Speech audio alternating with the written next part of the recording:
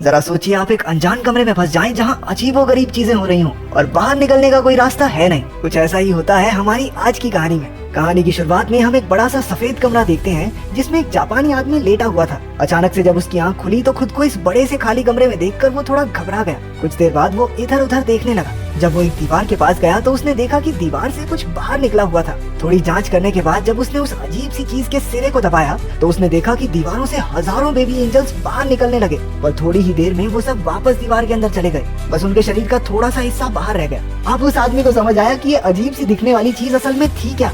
एक आवाज हमें बताती है कि जिंदगी के इस दौर को सीखना कहते हैं। उस बटन की सच्चाई जानने के बाद वो आदमी अपनी उंगली सूंघने लगा। उसने खूब शोर मचाया कि अगर कोई आसपास हो तो उसकी मदद करे, लेकिन जब उसे कोई जवाब नहीं मिला तो वो एक के बाद एक अलग अलग बटन्स को दबाने लगा। हर एक बटन से नई नई चीजें कमरे में गिरने लगती। कभी टूथब्रश निकल आता तो कभी एक बड़ा सा गुलदस्ता। उसने हिसाब लगाया कि एक बटन को दबाने से एक पर्टिकुलर चीज ही बाहर आती थी। उसने अपनी इस थ्योरी को टेस्ट करने के लिए एक ही बटन को बार बार दबाकर चॉपस्टिक्स का ढेर लगा दिया, लेकिन अगले बटन को दबाते ही एक शॉपिंग कार्ट तेजी से निकला और जोर से उसके पैर पर लगा, जिसकी वजह से वो दर्द में चिल्लाने लगा। जब उसने अगले बटन को दबाया तो वो ट्रांसफॉर्म होकर एक बच्चे के पिछवाड़े में बदल जाता है जिसने उसके मुंह पे पात दिया। इसके बाद उसने अलग अलग बटनों को दबा दबा कर ढेर सारी चीजें इकट्ठा कर ली।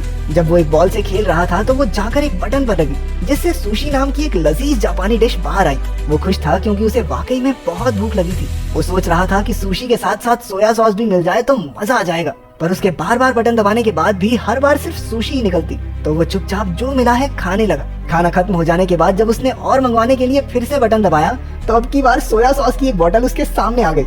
उसने गुस्से में बोतल को दूर फेंक दिया कि जब जरूरत थी तब तो आई नहीं। हाँ? अगला बटन दबाने पर उसे 3D चश्मे मिले।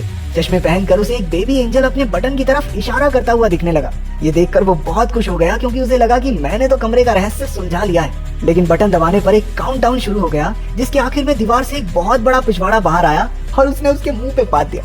थोड़े और बटन्स दबाने के बाद उसे एक किताब मिली जो उसे काफी मजेदार लगी। कुछ घंटों में उसने उसके 5 पार्ट पढ़ डाले, लेकिन जब उसने छठी किताब पढ़ने के लिए बटन दबाया तो 7वीं किताब बाहर आई।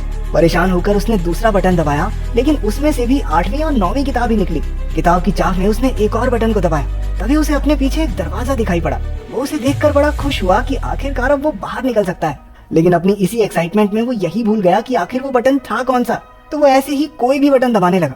पहला बटन दबाने से एक अफ्रीकन आदमी एक दीवार से दूसरी की तरफ भागते हुए गया। दूसरे वाले से उसके सर पर पानी गिरने लगा, लेकिन आखिरकार तीसरी बार में दरवाजा खुल गया।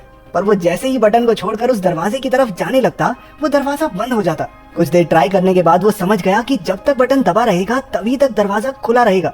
वो रनिंग पोजीशन लेकर उस बटन पर खड़ा हो गया ताकि जल्दी से दरवाजे तक पहुंच जाए, लेकिन इससे पहले कि वो वहां पहुंचता दरवाजा बंद हो गया। इसके बाद उसने बहुत से अतरंगी तरीके अपनाए, लेकिन किसी ने भी काम नहीं किया। उसने शॉपिंग कार्ट पर बैठकर भी जल्दी से दरवाजे तक पहुंचने की कोशिश की, लेकिन सब बेकार। इसके बाद उसने अपना दिमाग लगाया और एक गुलदस्ता उस बटन पर रख दिया, लेकिन वो इतना भारी नहीं था कि उसे दबाए रख सके, तो अब उसे गुलदस्ते को भरना होगा।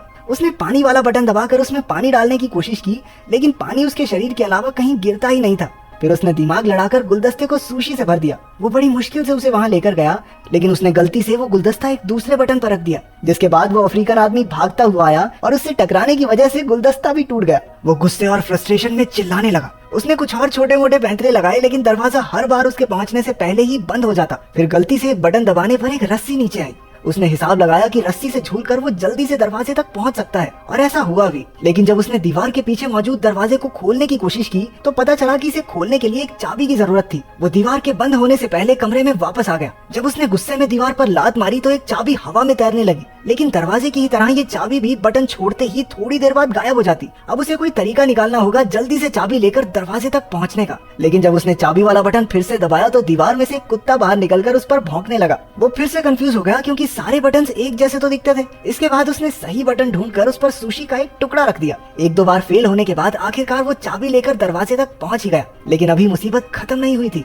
दरवाजे के ऊपर की तरफ एक नंबर वाला लॉक भी था। वो जल्दी से कमरे की तरफ गया, लेकिन बाहर निकलते हुए फिर से दीवार जोर से उसके पिछवाड़े पर लगी। उसने फ्रस्ट्रेशन में प्लंजर दूसरी तरफ फेंका और उसके एक बटन पर लगने से वो अफ्रीकन आदमी फिर से बाहर आया। लेकिन अब की बार उसने नोटिस किया कि उस अफ्रीकन आदमी के सर पर 3 नंबर लिखे हुए थे, और शायद उसी नंबर से वो ताला खुलेगा। क्योंकि दीवार बार बार बंद हो जाती थी तो उसने 3 बार में वो ताला भी खोल दिया। दरवाजा थोड़ा जाम सा लग रहा था तो उसे थोड़ी एक्स्ट्रा जान लगानी पड़ी, और इतने में दीवार भी वापस नीचे चली गई। वहाँ पर इतनी जगह थी ही नहीं कि वो दरवाजे को पूरा खोल सके। वो हताश हो गया और वहीं बैठकर रोने लगा। उसे कमरे के अंदर का समय याद आ रहा था। उसे एहसास हुआ कि कमरे में उसके पास कितना कुछ था। हाँ, वो बाहर नहीं जा सकता था, लेकिन जो चीजें उसके पास थी उसने समय रहते उनकी कदर नहीं की।